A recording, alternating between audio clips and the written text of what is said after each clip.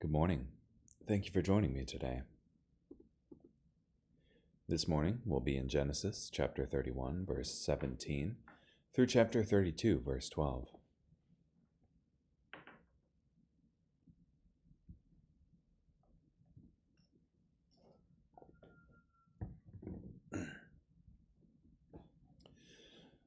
So Jacob immediately put his children and his wives on the camels.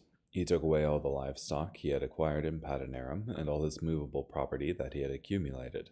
Then he set out toward the land of Canaan to return to his father Isaac. While Laban had gone to shear his sheep, Rachel stole the household idols that belonged to her father. Jacob also deceived Laban the Aramean by not telling him that he was leaving. He left with all he owned. He quickly crossed the Euphrates River and headed for the hill country of Gilead. 3 days later, Laban discovered Jacob had left, so he took his relatives with him and pursued Jacob for 7 days. He caught up with him in the hill country of Gilead. But God came to Laban the Aramean in a dream at night and warned him, "Be careful that you neither bless nor curse Jacob." Laban overtook Jacob, and when Jacob pitched his tent in the hill country of Gilead, Laban and his relatives set up camp there too. "What have you done?" Laban demanded of Jacob. "You've deceived me and carried away my daughters as if they were captives of war. Why did you run away secretly and deceive me? Why didn't you tell me so I could send you off with a celebration, complete with singing, tambourines, and harps? You didn't even allow me to kiss my daughters and my grandchildren goodbye. You have acted foolishly. I have the power to do you harm, but the God of your father told me last night, 'Be careful that you neither bless nor curse Jacob.' Now I understand that you've gone away because you longed desperately for your father's house.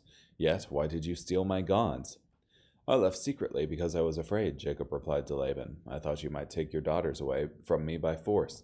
Whoever has taken your gods will be put to death. In the presence of our relatives, identify whatever is yours and take it." Now Jacob did not know that Rachel had stolen them. So Laban entered Jacob's tent, and Leah's tent, and the tent of the 2 female servants, but he did not find the idols. Then he left Leah's tent and entered Rachel's. Now Rachel had taken the idols and put them inside her camel's saddle and sat on them. Laban searched the whole tent but did not find them.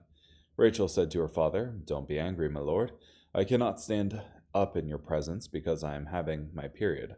So he searched thoroughly but did not find the idols. Jacob became angry and argued with Laban. "What did I do wrong?" he demanded of Laban. "What sin of mine prompted you to chase after me in hot pursuit? When you searched through all my goods, did you find anything that belonged to you? Set it here before me, before my relatives and yours, and let them settle the dispute between the two of us. I have been with you for the past 20 years. Your ewes and female goats have not miscarried, nor have I eaten rams from your flocks.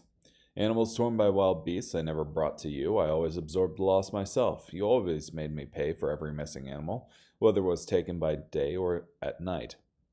I was consumed by scorching heat during the day and by piercing cold at night, and I went without sleep. This was my lot for 20 years in your house. I worked like a slave for you, 14 years for your 2 daughters and 6 years for your flocks, but you changed my wages 10 times. If the God of my father, the God of Abraham, the one whom Isaac fears, had not been with me, you would certainly have sent me away empty-handed.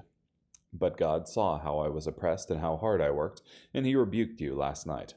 Laban replied to Jacob, "These women are my daughters, these children are my grandchildren, and these flocks are my flocks. All that you see belongs to me. But how can I harm these daughters of mine today, or the children to whom they have given birth? So now come, let's make a formal agreement, you and I, and it will be proof that we have made peace." So Jacob took a stone and set it up as a memorial pillar. Then he said to his relatives, "Gather stones." So they brought stones and put them in a pile. They ate there by the pile of stones. Laban called it Jegar Sahadutha, but Jacob called it Gilead. Laban said, "This pile of stones is a witness of our agreement today." This is why it was called Gilead. It was also called Mizpah, because he said, "May the Lord watch between us when we are out of sight of one another. If you mistreat my daughters, or if you take wives besides my daughters, although no one else is with us, realize that God is witness to your actions. Here is this pile of stones, and this pillar I have set up between me and you," Laban said to Jacob. "This pile of stones and this pillar are reminders that I will not pass beyond this pile to come to harm you, and that you will not pass beyond this pile and this pillar to come to harm me. May the God of Abraham and the God of Nahor, the gods of their father, judge between us. Jacob took an oath by the God whom his father Isaac feared. Then Jacob offered a sacrifice on the mountain and invited his relatives to eat the meal. They ate the meal and spent the night on the mountain. Early in the morning, Laban kissed his grandchildren and his daughters goodbye and blessed them. Then Laban left and returned home. So Jacob went on his way, and the angels of God met him. When Jacob saw them, he exclaimed, "This is the camp of God." So he named that place Mahanaim. Jacob said, "Send messengers on ahead to his brother Esau in the land of Seir, the region of Edom." He commanded them, "This is what you must say to my lord Esau. This is what your servant Jacob says. I have been staying with Laban until now. I have oxen, donkeys, sheep, and male and female servants. I have sent this message to inform my lord, so that I might find favor in your sight." The messengers returned to Jacob and said, "We went to your brother Esau. He is coming to meet you and has 400 men with him." Jacob was very afraid and upset, so he divided the people who were with him into 2 camps, as well as the flocks, herds, and camels. If Esau attacks one camp, he thought, then the other camp will be able to escape. Then Jacob prayed, "O God of my father Abraham, God of my father Isaac, O Lord, you said to me, 'Return to your land and to your relatives, and I will make you prosper.' I am not worthy of all the faithful love you have shown your servant. With only my walking stick, I crossed the Jordan, but now I have become 2 camps. Rescue me, I pray, from the hand of my brother Esau, for I am afraid he will come and attack me, as well as the mothers with their children."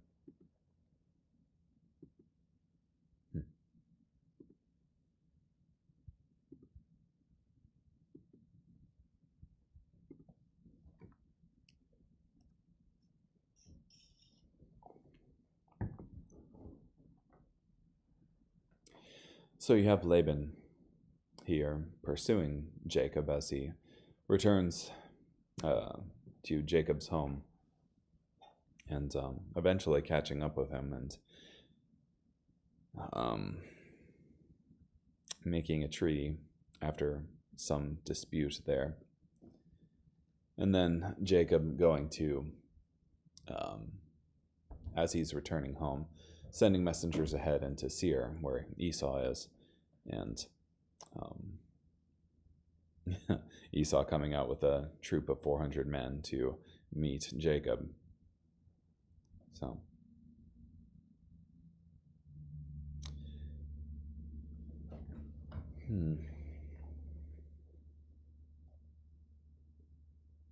it's interesting to me that God commands Laban neither to curse nor bless Jacob. The cursing I can understand, but the blessing, I wonder if it's because of Jacob's sin that he commands him not to bless him.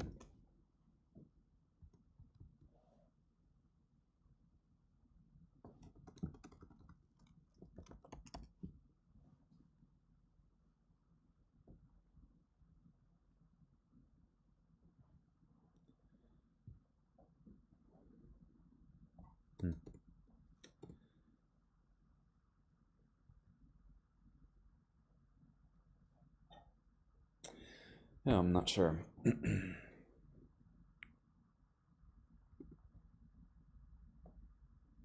But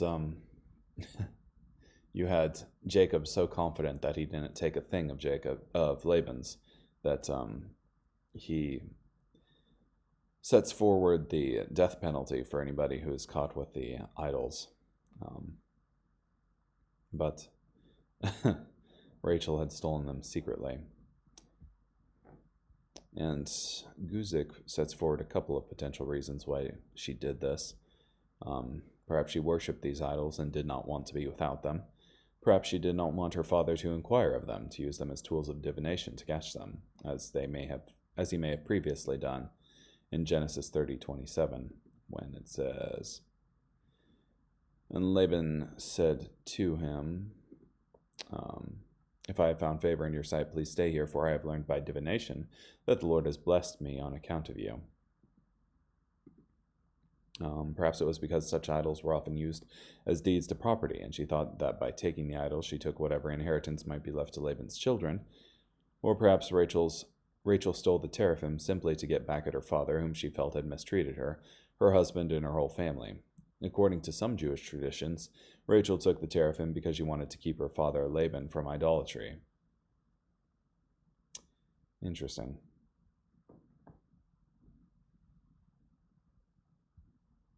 I think it's neat that as Jacob is having this conversation with Laban and they're forming the treaty, Laban pronounces the covenant in the name of his gods. In 3153, may the God of Abraham and the God of Nahor, the gods of their father, judge between us. But Jacob took an oath by the God whom his father Isaac feared. So,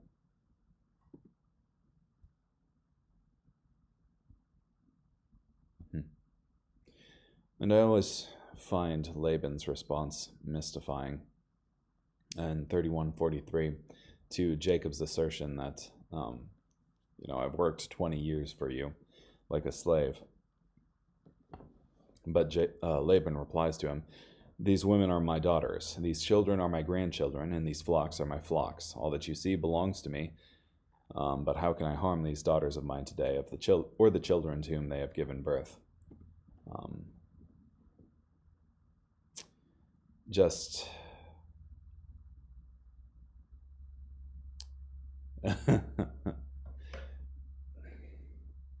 it seems like some narcissism to me.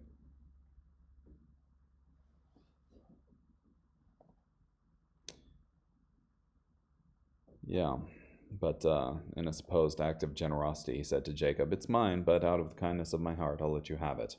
So, carrying on, Matthew chapter 10, verse 26 through 11, verse 6. "Do not be afraid of them." That is the teachers of the law, and I suppose the rest of the world that is persecuting Christians. "For nothing is hidden that will not be revealed, and nothing is secret that will not be made known. What I say to you in the dark, tell in the light, and what is whispered in your ear, proclaim from the housetops. Do not be afraid of those who kill the body, but cannot kill the soul. Instead, fear the one who is able to destroy both soul and body in hell. Aren't 2 sparrows sold for a penny? Yet not one of them falls to the ground apart from your Father's will. Even all the hairs on your head are numbered. So do not be afraid. You are more valuable than many sparrows. Whoever then acknowledges me before people, I will acknowledge before my Father in heaven.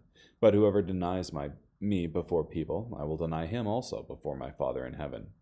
Do not think that I have come to bring peace to the earth. I have not come to bring peace, but a sword. For I have come to set a man against his father, a daughter against her mother, and a daughter-in-law against her mother-in-law, and a man's enemies will be members of his household. Whoever loves father or mother more than me is not worthy of me, and whoever loves son or daughter more than me is not worthy of me. And whoever does not take up his cross and follow me is not worthy of me. Whoever finds his life will lose it, and whoever loses his life because of me will find it. Whoever receives you receives me, and whoever receives me receives the one who sent me. Whoever receives a prophet in the name of a prophet will receive a prophet's reward. Whoever receives a righteous person in the name of a righteous person will receive a righteous person's reward. And whoever gives only a cup of cold water to one of these little ones in the name of a disciple, I tell you the truth, he will never lose his reward." When Jesus had finished instructing his 12 disciples, he went on from there to teach and preach in their towns. Now when John heard in prison about the deeds Christ had done, he sent his disciples to ask a question: "Are you the one who is to come, or should we look for another?" Jesus answered them, "Go tell John what you hear and see. The blind see, the lame walk, lepers are cleansed, the deaf hear, the dead are raised, and the poor have good news proclaimed to them. Blessed is anyone who takes no offense at me."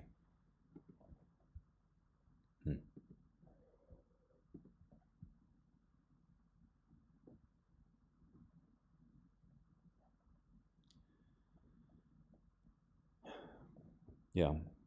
And 1034 through 39 aren't.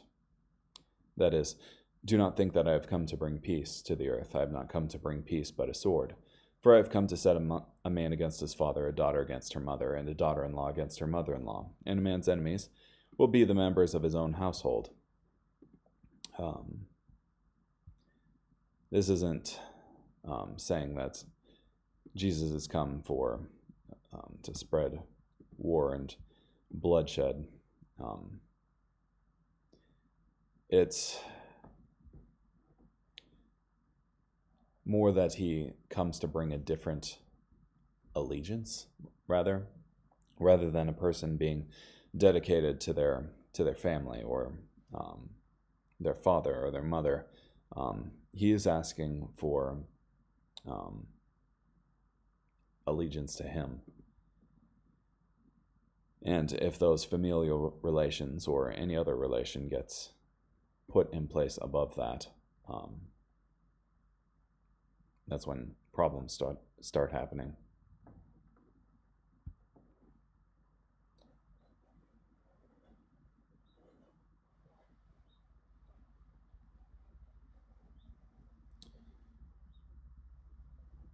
Yeah, it calls for a radical commitment to Jesus himself. It is a message of peace that divides between those who choose it and those who reject it. The division between these two choices explains how Jesus did not come to bring peace but a sword. The dividing line between those who accept Jesus and those who reject him would even run through families. The sword Jesus spoke of would sometimes cut through families.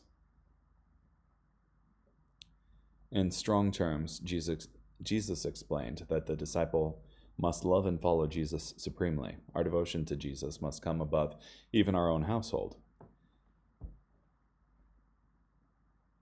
We should expect that normally following Jesus makes us better husbands, fathers, wives, mothers, sons, daughters, and so forth. Yet there are times when the presence of Jesus divides rather than unifies. The greatest danger of idolatry comes not from what is bad, but from what is good, like love and family relations. The greatest danger to the best comes from second best.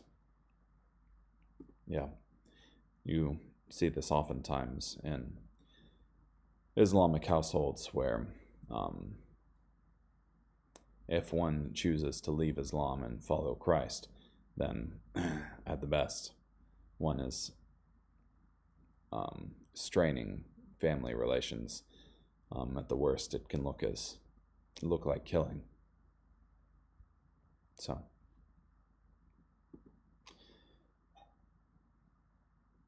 carrying on, Psalm chapter 13, verses 1 through 6. How long, Lord, will you continue to ignore me? How long will you pay no attention to me? How must I worry and suffer in broad daylight?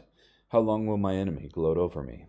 Look at me, answer me, O Lord my God. Revive me, or else I will die. Then my enemy will say, I have defeated him. Then my foes will rejoice because I'm upended. But I trust in your faithfulness. May I rejoice because of your deliverance. I will sing praises to the Lord when he vindicates me. And finally, Proverbs chapter 3, verses 16 through 18. Long life is in wisdom's right hand. In her left hand are riches and honor. Her ways are very pleasant, and all her paths are peaceful. She is like a tree of life to those who obtain her, and everyone who grasps hold of her will be blessed. Cool. Well, thanks again for joining me today. Hope you have a great day.